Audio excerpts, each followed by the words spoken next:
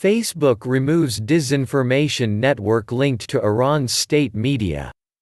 Iran's state broadcaster has used hundreds of fake social media accounts to covertly spread pro-Iranian messaging online since at least 2011, targeting voters in countries including Britain and the United States, Facebook said on Tuesday.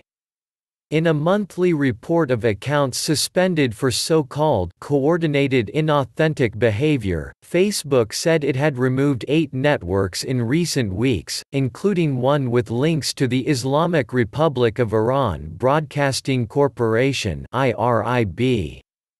The company also removed a U.S. network of fake accounts linked to QAnon, a fringe group that claims Democrats are behind international crime rings, and a separate U.S.-based campaign with ties to white supremacist websites VDARE and the UNZ Review. Nathaniel Gleicher, Facebook's head of cybersecurity policy, said both U.S. networks recently began pushing coronavirus-related disinformation, taking advantage of a surge in online interest in the pandemic to promote anti-Semitic and anti-Asian hate speech tied to it.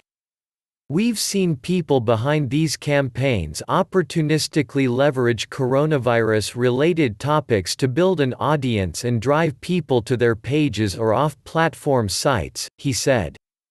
The networks also pushed content focused on the upcoming U.S. presidential election, the report said.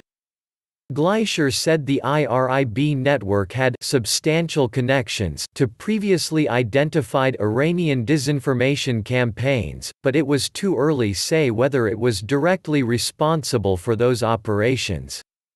The state-owned IRIB, which has its head appointed by Iranian Supreme Leader Ayatollah Ali Khamenei, did not immediately respond to a request for comment. Iranian officials have previously dismissed allegations of running coordinated disinformation campaigns as ridiculous. The Islamic Republic has emerged as one of the most persistent players in online influence operations, as Facebook, Twitter and Alphabet's Google have had to grapple with state-backed groups using social media to further their geopolitical agendas and spread disinformation. A Reuters investigation in 2018 found that one Tehran-based operation had used more than 70 websites masquerading as local news outlets to covertly disseminate Iranian state propaganda in more than 15 countries, at one point tricking the then Pakistani defense minister into issuing a nuclear threat against Israel. Iranian officials in Tehran and London did not reply to questions about the operation at the time. Gleicher said the newly identified network had used similar tactics, including posing as independent media websites and charitable organizations, to target countries from Algeria and Bangladesh to the United Kingdom and Zimbabwe.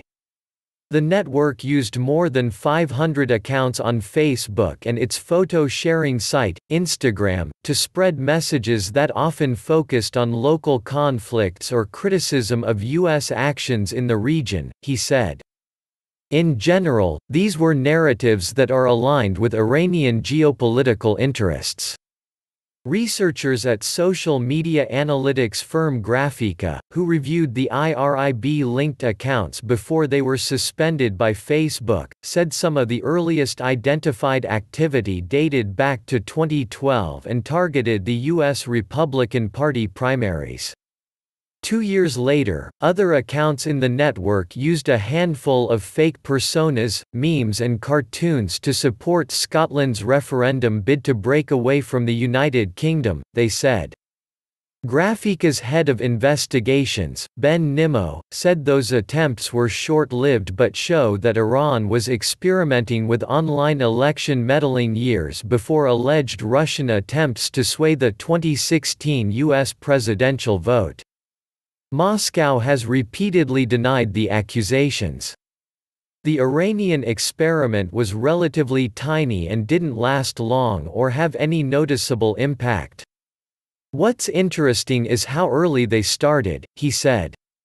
This whole takedown underlines how persistent the Iranian state is when it comes to covert influence operations.